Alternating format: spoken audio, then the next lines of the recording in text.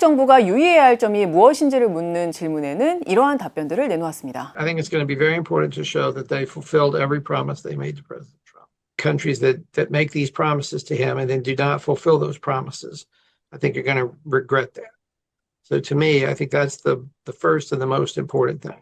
To recognize that transactionalism has become, a transactional approach has become more important than a values-based approach in the way that President Trump is looking at the world. And so it's very important as we think about the transaction to think about how to frame issues in terms of short-term mutual interest.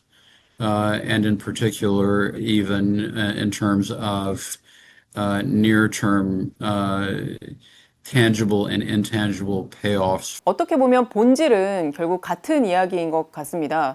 거래주의를 훨씬 더 가치 기반의 어떤 기존 질서 유지 이런 부분들보다 더 중시하는 트럼프 대통령의 스타일을 반영을 해서 한국이 보다 더 유무형의 어떤 이익을 단기적으로라도 일단 어떤 식으로든 줄 수 있는지에 대해서 좀 전략적으로 검토할 필요가 있다.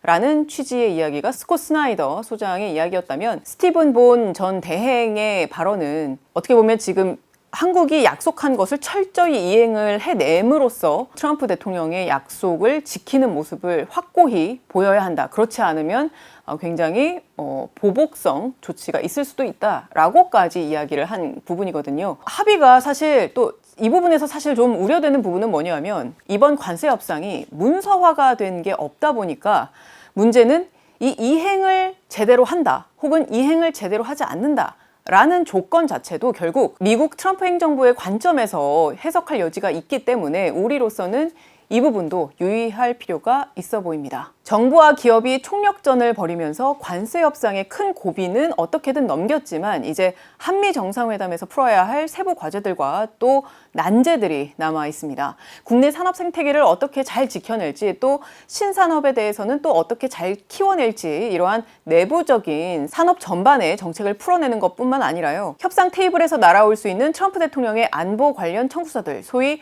동맹 현대화라고 표현이 되는 부분들에 대해서도 단단히 한국 정부가 대비를 해둘 필요가 있겠습니다.